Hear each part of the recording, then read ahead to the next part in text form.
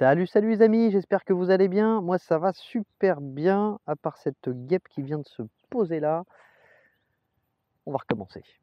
Salut, salut les amis, j'espère que vous allez bien. Moi, ça va super bien. Aujourd'hui, on va revenir sur la Limited. Après un an d'utilisation et pas mal de kilomètres, je vais vous dire pourquoi j'adore cette trotte et aussi pourquoi je la déteste. Et ben, on voit ça tout de suite. C'est parti.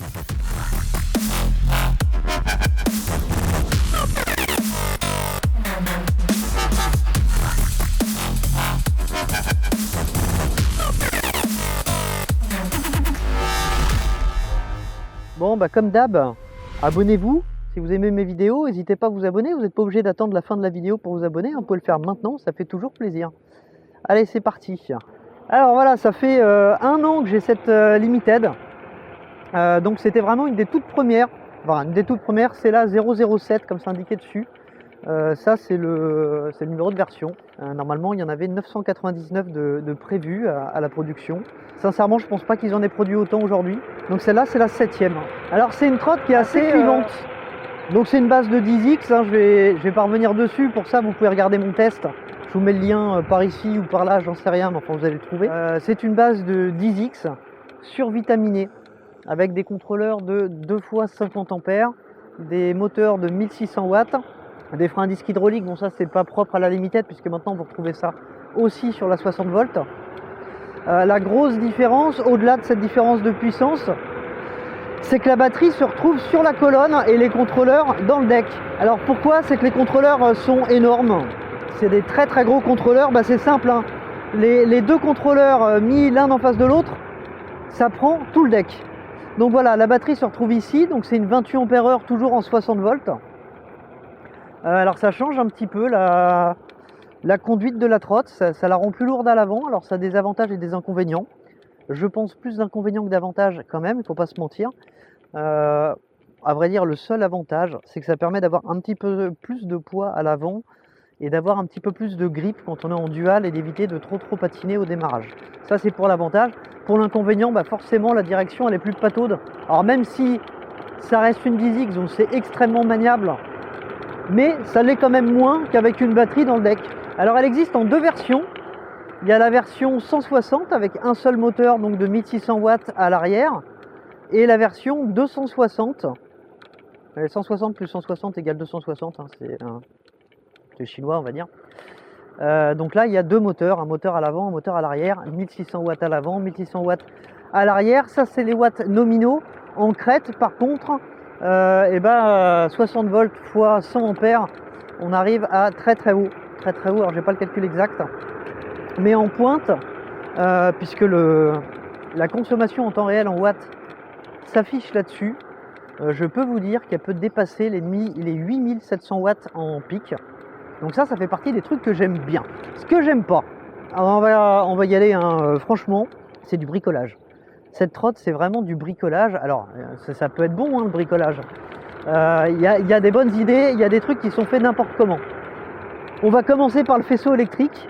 Enfin, tout le câblage électrique, j'ai dû le refaire intégralement parce que celui d'origine, c'était du grand n'importe quoi. Alors déjà, la batterie, donc elle dispose d'un BMS qui est censé pouvoir sortir 120 ampères en décharge. Bon, ça tombe bien, ça laisse 20 ampères de marge puisque les contrôleurs bouffent 100 ampères. Donc, comme sur la plupart des batteries, il y a deux sorties qui, en théorie, devraient avoir des câbles supportant 60 ampères chacun. Et ben là non, ils ont eu la bonne idée de mettre un raccord en Y à l'intérieur avec donc un seul câble en sortie qui prend les deux connectiques sur la batterie et un câble surtout qui d'origine, l'unité de mesure c'est AWG, c'était un 12. Donc en gros ça supporte 36 ampères en pic pour les deux contrôleurs. Donc déjà ça c'était pas suffisant, j'ai dû le changer. Alors déjà ce que j'ai fait c'est que j'ai redoublé, hein, j'ai utilisé donc les deux sorties de la batterie et j'ai mis des câbles de 10 AWG, donc à peu près 58 ampères par câble, histoire de ne pas être limité par la puissance des câbles. Ça c'est un des premiers trucs qui va pas. Deuxième truc qui va pas, le display, c'est mon second. Le premier il a lâché au bout de quoi, même pas 100 km. Et mes contrôleurs ne sont plus ceux d'origine non plus. Alors c'est les mêmes mais une révision au-dessus, tout simplement parce que la première version, bon au-delà d'être bien buggée, disposait d'un capteur de mouvement pour couper le contrôleur en cas de choc violent ou de vibration. Alors sur une trottinette, soi-disant off-road, quand le moindre gravier nous donne une coupure moteur, ça n'a aucun intérêt. Ça n'a aucun intérêt, donc on m'a remplacé les contrôleurs par ces contrôleurs-là. C'est mieux. Mais en réalité, il y a toujours un capteur de mouvement qui est moins sensible, nettement moins sensible que celui d'origine. Mais vous voyez là par exemple, je vais tenter un petit wheeling. Alors déjà, si je me mets en monomoteur, je ne sais pas pourquoi, le moteur arrière il donne rien du tout, il ne donne que quand le moteur avant est enclenché en même temps. Ça c'est vraiment curieux. Donc un seul moteur déjà, je la lève pas, je la lève clairement pas. Et deux moteurs, alors oui je vais la lever, le problème c'est que je vais avoir la roue avant qui va tourner dans le vide. Et surtout quand ça va retomber, il y a de fortes chances pour que ça coupe le contrôleur et que je sois obligé d'éteindre et de redémarrer la trotte. Bon, alors ça on appelle ça le syndrome Bonaldi, forcément là ça va pas me le faire. Bon, ça c'était pour les inconvénients.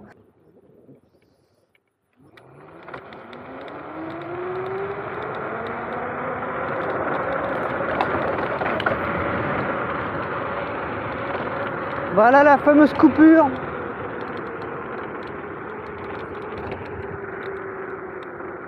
Voilà, là vous voyez, j'ai pu... Ah bah j'ai les deux moteurs qui ont coupé. J'ai d'abord l'avant qui a coupé et l'arrière. C'est la fameuse coupure avec le capteur de mouvement dont je vous parlais. Vous voyez, la bosse pourtant n'était pas costaud. Voilà, là il ne se passe rien. Il y est contrôleur protection. Bon voilà, après une fois qu'on démarre, ça revient. Hein. Mais c'est pénible. Ah non, j'ai pas fini. Dans les inconvénients aussi, elle est vendue pour être compatible 72 volts. D'après Falcon PEV, il suffit de mettre une batterie 72 volts et tous les composants sont censés le supporter. Et ben je l'ai fait. Je l'ai fait puisque j'ai la batterie de la 10X, de la 11X pardon, qui est en 72 volts. Et bah non, ça tient pas. Ça tient pas. Je dirais même que ça m'a tout pété. Ça m'a pété en fait tout le circuit 12 volts. Le step down a lâché. Et alors le pire dans tout ça, c'est que plutôt que de couper complètement l'alimentation, il a laissé passer 72 volts et même 84 parce que la batterie était chargée à fond dans le circuit 12 volts. Alors autant vous dire que ça a tout pété. Ça a pété les LED sur les côtés. Bon, ça de toute façon, moi perso, je préfère sans. Le bouton sensitif au milieu qui est censé servir à allumer ces LED là. Les feux, tout ce qui était en 12 volts a lâché. Donc ça a été remplacé aussi. Et bah voilà, la réalité c'est qu'une batterie de 72 volts là-dessus, non c'est pas possible. C'est pas possible à moins de changer plein de choses. Mais en l'état, non, ça ne fonctionne pas. Bon, alors on va venir quand même sur le positif. Le positif, c'est qu'ils ont enfin réussi à mettre de la puissance sur le châssis de la 10X, qui malgré son âge, aujourd'hui, reste pour moi de loin mon châssis préféré. Alors c'est subjectif, hein, vous allez me dire, ouais, il y a la Nami, c'est vrai que la Nami, elle a l'air terrible là-dessus. Bon, sauf que la Nami, pour être honnête, Michael Shea m'a posé beaucoup de questions pendant le développement sur Instagram pour essayer de repomper ce qui marchait bien sur la 10X. Et bon, il s'en est pas caché, il l'a fait. Mais bon, voilà, pour revenir sur la 10X, elle a un châssis qui aujourd'hui déchire toujours autant. Et là, il y a de la puissance. Clairement de la puissance, bon je vais vous montrer. Hein. Hop là. Elle prend 85. Ah oui, alors là je suis qu'en vitesse 2. On va se mettre en vitesse 5. En vitesse 2, je suis à 2 fois 35 ampères, donc 70 ampères. En vitesse 5, j'utilise bien mes 100 ampères. Allez, un petit départ arrêté. On va se mettre là. Alors on va essayer de mettre du poids à l'avant. Alors c'est du sinusoïdal. Donc déjà ça fait pas beaucoup de bruit. Et au niveau de l'accélération c'est assez linéaire. Il n'y a pas une grosse patate au démarrage comme sur les Dualtron. Ça part à partir de 15-20 km/h. Mais par contre ça part, mais une fusée. C'est une fusée. Allez c'est parti. Déjà je mets beaucoup de poids à l'avant pour ne pas déraper, parce que déraper à l'avant ça vous fait perdre du temps. Voilà, je suis déjà à 70. 73, 80. Vous voyez, il m'a pas fallu beaucoup de temps.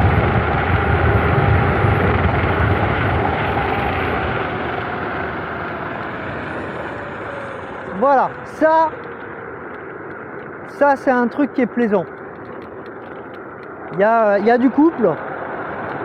Alors la contrepartie, c'est qu'au niveau de l'autonomie, d'ailleurs j'ai fait un petit test à ce sujet, en full, si vous accélérez vraiment fort, vous allez faire une vingtaine de kilomètres tout au plus. Par contre, alors ça c'est un test que j'ai pas encore proposé, mais je m'en sers beaucoup pour des balades en famille. Tout simplement parce que quand tu roules à 25 là-dessus, ça fait pas de bruit. Elle est vraiment douce, elle est facile à conduire à une vitesse très lente et comme elle est simple, je peux prendre ma fille sur moi, même si c'est interdit, on s'en fout, mais je roule doucement. Ça fait pas de bruit, c'est discret et là elle a une super bonne autonomie. Mais en puissance max, non, elle a vraiment pas une bonne autonomie. Alors le freinage hydraulique là-dessus, bon, c'est indispensable, hein, mais le choix des nuts, c'est vraiment moyen. J'arrive à brûler les plaquettes, hein, je les ai déjà fait fumer et sans trop forcer, hein.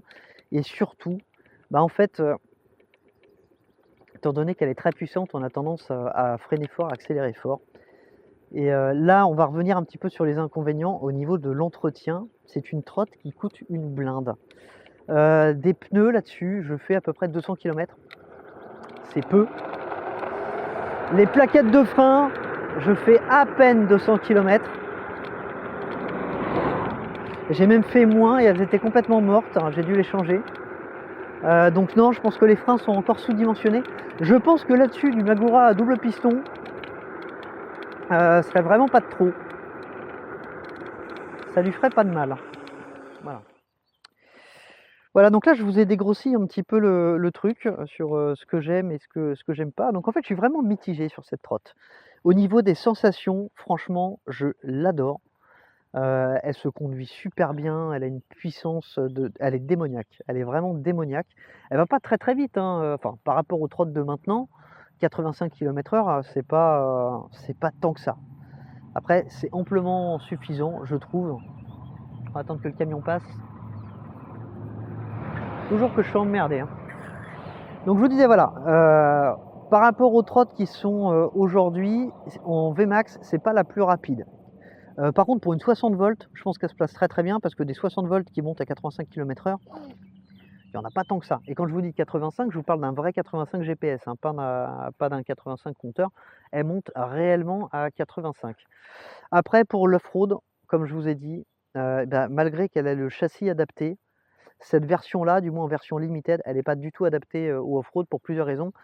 La première, c'est les contrôleurs qui vont cutter assez facilement à la moindre bosse. Donc ça déjà c'est juste pas possible. Et la deuxième raison, mais pas des moindres, c'est cette connerie là, cette gâchette quad. La gâchette quad pour le off-road, c'est pas du tout adapté parce qu'en fait on n'a jamais un grip complet sur la poignée parce qu'on est obligé d'appuyer sur le pouce, donc on ne peut pas vraiment serrer la poignée de droite.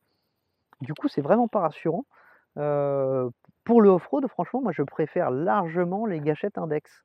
Ça permet d'avoir la main complètement fermée sur le guidon et de mieux le tenir. Donc pour résumer, pourquoi mon avis est si mitigé sur cette trotte? Voilà, la conduite est géniale, la puissance est géniale, elle coûte une blinde en entretien. Là je vais revenir dans les inconvénients, je vous ai dit un train de pneus c'est 200 km, des plaquettes c'est 200 km. Pour la rendre vraiment confortable, j'ai quand même dû changer les suspensions à l'avant et à l'arrière, donc ça c'est un coût non négligeable. Changer le cintre, j'ai mis un cintre bien plus large, parce que l'horrible cintre qui est fourni avec, déjà la forme je trouve qu'elle n'est pas du tout adaptée, et en plus ça manque de largeur. Je comprends pourquoi certaines personnes finissent par mettre un amortisseur de direction. Moi, je préfère avoir un cintre large, mais bon, je peux comprendre le coût de l'amortisseur de direction là-dessus. Elle n'est pas adaptée au off-road, ça fait partie des inconvénients. La batterie à l'avant, je vois quand même plus d'inconvénients que d'avantages. En plus, le gros inconvénient, c'est qu'elle chauffe énormément. Vous voyez, j'en avais déjà parlé dans une vidéo. J'ai dû installer ce dissipateur en aluminium. D'une pour rafraîchir la trotte pendant que je roule et puis pour dissiper la chaleur quand je suis à l'arrêt parce que les cellules chauffent énormément. Mais vraiment, c'est même limite dangereux. Je pense qu'il n'y a pas eu beaucoup de tests qui ont été faits là-dessus, comme d'habitude. Les ports de charge qui sont sur les côtés ne servent à rien puisque le port de charge est ici. Donc ça, c'est vrai qu'ils auraient pu mettre autre chose. Voilà, je suis plutôt, mitigé sur cette trotte parce que, voilà, dans les bons points, j'adore le châssis, c'est à conduire, c'est un régal et dans les inconvénients, elle est super chère à entretenir et voilà, il y a beaucoup de choses qui sont du bricolage. Vous voyez, j'ai dû mettre, j'ai dû coincer les câbles moteurs avec des petites, bandes velcro. Là, j'aurais pu mettre des riselants mais j'avais peur que ça coupe un peu les câbles, parce que ça vient toucher la roue. Il y a pas mal de trucs qui font vraiment bricolage et qui sont pas fous. Le câblage électrique, c'est une horreur. J'ai dû tout refaire, tout refaire. Et je vais vous montrer. Voilà, au départ, voilà, j'utilise bien, voilà, les 2 fiches. Il y en a une qui va, pour chaque contrôleur avec des câbles qui peuvent supporter, 50 ampères. De base, il y en avait qu'un d'utilisé et puis surtout même pas un câble qui supportait un 58 ampères, mais même pas 40. Donc ça, voilà, pas terrible, terrible. Alors, est-ce qu'aujourd'hui, je rachèterais cette, trottinette-là? Non, je ne pense pas, je ne pense pas, très sincèrement. Voilà, bah, écoutez, je pense qu'on a fini sur ce petit bilan. Alors combien de kilomètres j'ai, dessus? Bah, j'en ai fait, je crois pas loin de 1000. Je peux pas vous dire exactement parce que du coup, comme le display a cramé et que j'ai dû le changer, bah, c'est revenu à 0. Mais je crois qu'avant de changer de display, j'étais à peu près à 800 bornes sur l'ancien et celui-là, il doit être à 250. Donc voilà, je suis à un peu plus de 1000 bornes. Voilà, j'espère que cette vidéo vous a plu. Comme d'habitude, si elle vous a plu, n'hésitez pas à mettre un petit pouce levé, à liker, à partager, à faire ce que vous voulez. Vous pouvez me suivre aussi sur Instagram, l'adresse est juste ici. Et puis bah, n'hésitez pas à poser vos questions dans les commentaires, je suis toujours là pour y répondre. Voilà. Allez, bonne journée les amis, ciao ciao.